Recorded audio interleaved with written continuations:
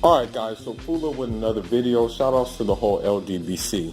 Now listen, this is a disclaimer video right now. I'm going to tell you right off the bat. If you are a person who likes Westminster democracy, if you are a person who likes the American media outlets, if you are a person who likes your so-called how should I put it, your so-called freedoms and liberty and your American values, I recommend that you tune off of my video and go watch the news outlets that you've been accustomed to, okay? Like CNN, Fox News, and things like that. Because this video definitely is not for you. I don't want to have to go through the time of blocking people. I don't want to have to go through the time of making sure the video doesn't get flagged. So if you're into those things, please don't tune in. I'm forewarning you, you're not going to like what you hear, and I'm not going to hold anything back on this video. Second of all, the reason why I'm so concerned with this topic is because of the history that I have with this topic. I'm going to just keep this part brief. When it comes to Latin America and Africa, you know, in a way, that is like our sister continent. And the reason why I'm going to tell you that is because, unfortunately, because of the horrible institution of slavery, it brought a lot of our long lost brothers and sisters over in that side of the world, okay? Second of all,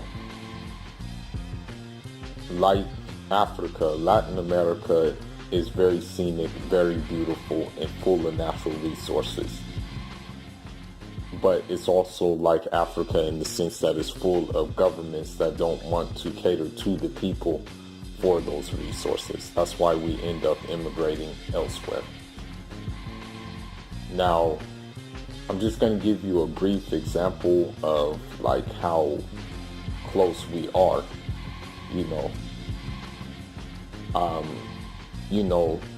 for those of you guys who don't know,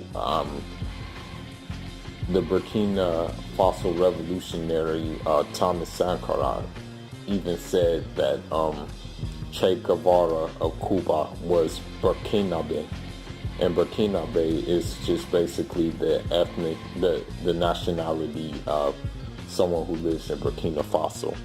So that's how close we are with our Latin brothers and sisters who share the same values that we share. But granted, there are a majority who don't share those values. And that's just the reality. Now, you guys probably know by now that Venezuela, since Hugo Chavez has been in power, has been hijacked economically by people who do not like what he was doing. And what he was doing was basically trying to make the country self-sufficient and make the country have dignity. Because all through Latin America, man, I'm sorry to say it, all through Latin America, whether it be Colombia, whether it be Peru, whether it be El Salvador, whether it be Honduras, whether it be Bolivia, all of these places, man, are like banana republics, okay? All of these places are. So when a leader wants to do something different, man, they not only get opposition from the United States for not doing what the United States wants, but they get opposition from their fellow neighbors, man. And this happens in every continent. I mean, even with Africa, Thomas Sankara, he had so much momentum, but guess what? you know, the countries like Togo, countries like Ivory Coast were kind of like helped him get taken out, man, because he had a different vision from the rest. He had a vision of dignity, sovereignty, and self-sufficiency. And, you know, when you're a colonial lackey, those are bad words, and those are a bad direction to look into, man. So, right now in Venezuela, basically this one guy named Juan Guaido or something like that basically has said he's now the self-proclaimed president of that country. He now just said basically that, you know, I'm in power. That, you know, Nicolas Maduro, the democratically elected president, is no longer in power. That he is now in power, and he is the new president, and he is the true president. And the thing about it is this, man. You know, Americans talk so much about democracy. Americans talk so much about like fair votes and stuff like that. But even the vote here wasn't fair, man. Even the vote here was tainted. The vote in Venezuela was way more moral than the vote in the United States, man. I'm dead serious. And I'm just really tired of the double standards, man, of these people. I'm really tired of it, man. You have the Secretary of State, you have the President of the United States saying, oh, you know, I'm tired of Venezuela, the violence in Venezuela. Venezuela is a terrorist state. It's a dictatorship and things like that. But the guy who says that, you know, I'm the new president now and, you know, this is a dictatorship. I mean, countries like Canada, countries like Brazil, countries like Colombia, Peru, this country, the United States, have the nerve to say that they recognize him as a true president. It's like how more hypocritical can you get? Like, really, how much more of a hypocrite can you really be? You talk about how you don't like a dictatorship, but yet you're supporting one. You're saying you recognize him as the president. How are you gonna like have these double standards? I've said it before and I said it again. United States has no desire in human rights violations. They have no desire in any of these countries to save countries from human rights abuses. Their whole and sole purpose of being in these countries is to usurp the resources of those countries. And there's a few yes men that will hand them over. Okay, the whole war in Afghanistan, man, really had nothing to do with the Taliban. It really had nothing to do with that. It really had to do with the fact that Afghanistan has natural resources, and it also has that big O word, and that is opium. Okay, if you look at the statistics, ever since the United States has been there, opium has increased. Opium production has increased in Afghanistan. Even with Iraq, man. Like, I mean, George Bush has private oil companies, man. What do you think he wanted to do there? I mean, like, really, what do you think his purpose is? I mean, this is ridiculous. Like, this is like hypocrisy. And then what people will say is that, like, Venezuela is starving, Venezuela is this, Venezuela is that, and they've never been there. And, you know, and also, it's like when you have friends who live in Venezuela who are showing you something completely opposite, they're actually talking to you via FaceTime, and they're showing completely opposite, just normal living, then it makes it hard. It makes, like, these claims baseless. It makes them seriously like irrelevant. And then the lying of the media is what I really dislike too. That you know, like so guys like Fox, guys like CNN, you know, guys like these guys will show a picture of Venezuela. They'll show this illegal president, and they'll say people are in the streets roaring for this newly elected president. People are roaring in approval for this newly elected, newly self-proclaimed president. And it's not even farther from it's very far from that, man. Like I even have someone on my Instagram who are showing up in mass supporting Maduro. Now I'm gonna say this too, man. I'm gonna say this as well.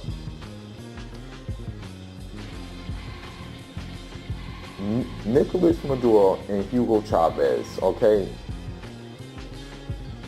they had issues. You know, they made mistakes. Okay, they made mistakes. I'm not going to lie, but what they were doing was a trial and error type thing. Like this is what it is. You know, it was a trial and error thing. But, you know, progress was being made, you know, until Hugo Chavez mysteriously died of cancer. But I'm still wondering, and it's still going through my mind, how in this country's right mind are they recognizing a illegal president or an illegal self-proclaimed president, I have to say. And if you guys don't believe me, that's fine. But what they're doing, what the United States is doing, and what these other countries are doing is they're putting this guy in place who is basically from the right, and he is out of touch with the majority of Venezuelans' reality. You know, this guy probably went to an Ivy League school. This guy probably was educated abroad. This guy probably has no run-ins with poverty. And so this is the guy they want to put in power for the simple fact that he is going to cater to their needs. And all United States wants from Venezuela, they don't want to see human rights abuses stop. They don't want to see poverty go down. They don't want to see, quote unquote, Westminster democracy in effect. What they want to see is that oil being drilled and coming this way, them diamonds being cut up coming this way, and the other natural resources being shipped this way for cheap prices. That's all they want at the end of the day. They don't desire anything at all. They want to make Venezuela another banana republic. And because these other Latin American countries like Colombia, like Peru, like Chile, like Costa Rica, because they cater to U.S. interests, of course they're going to be against Venezuela. I'll give you another example, man. I'll give you an older example. Maybe we'll have to make a video for this example. But in Grenada, the small island of Grenada, which is pretty close to Venezuela. It's actually very close to Venezuela. In the small island of Grenada, they had a socialist revolution, okay? Things were being changed. Progress was being made. They still kept a private economic sector for those who wanted to be ambitious, okay? They still did that, right? But other Caribbean countries hated that thing, man, because they were in the servitude of Great Britain and the United States. So they went against them in every means. By every means, they went against Grenada, man. So here's my thing. I mean, the United States talk, and especially Donald Trump, talk about that he wants to solve dictatorships and stuff like that, and he wants the terrorism and things like that to stop. But why is he increasing it? Because we know the right in Venezuela, the right wing, is fascist and downright racist. We know that. Hell, one of them burnt a black dude, burnt him alive. One of them from the right burnt him alive. But you will not see this on Fox 11 or none of these news outlets, man. They don't want to show you that side. It doesn't fit their agenda. And this is what I'm thinking too, and don't call it a conspiracy theory. Do not call it that. But I'm thinking if Trump is doing this right now, if Trump is if Trump is actually like recognizing this president as we speak, recognizing this guy as president, although he is not and has not been democratically elected. What makes you think that he's not going to do the same thing in this country and say that, oh, I'm the president still? Election 2020, it doesn't mean anything. Whoever wins, doesn't matter. I'm the president. I'm still the president. It doesn't. Don't put it past him, man. Do not put it past that guy. That guy is a nut. For real. Now, here's the other thing about this whole scenario, man. If you look at the overall situation, why wouldn't, if the people did not want Nicolas Maduro in power, why wouldn't they elect someone else? Why wouldn't they try to elect someone else? That's what I'm wondering. But the thing is, I just got an update. Venezuela has cut ties with the United States. This is a good move. This is a necessary move, because the more ties you keep with the United States as a foreign country, the more sucked in you're going to get into their quagmire, which involves just them sucking your natural resources dry so they can function. And it's the same thing in Africa, man. Like, they do the same thing. I'll give you an example. In Ivory Coast, man, like, there's coffee. There's coffee. There's a lot of coffee. There's a lot of cocoa plants too. So what these farmers do, man, is they cut down the coffee, they cut down the cocoa plants, and they have to export them into Europe and Europe, and sometimes the United States, for them to be made into chocolate and for them to be made into coffee. And then guess what? You buy it back. That makes no sense, and it's very backwards. Why is it like that? Because we don't have any companies that will like actually be developed in-house for us to do it. We have lacking leadership that gets a cut out of it and sends the rest to the United States. They get a small fortune for themselves, and then that's how that works. But anyway, man, that's all I got for now. I'm hoping that, like, with these updates from my friends who actually know what's going on the ground level, that this thing will stop. I'm hoping that Venezuela will prosper. I'm hoping that Venezuela will be a place where equality will prosper, where distribution of the wealth will prosper, and where still private enterprise will prosper at the same time. But let me know your thoughts. Leave your thoughts. Let me know what you think. Let me know, do you agree with this? And do you agree with what you see on the news? Just let me know. That's all I got for now, guys. Off until the next one. I'm going to come with you with some more sports news in the next video, probably. Jarama.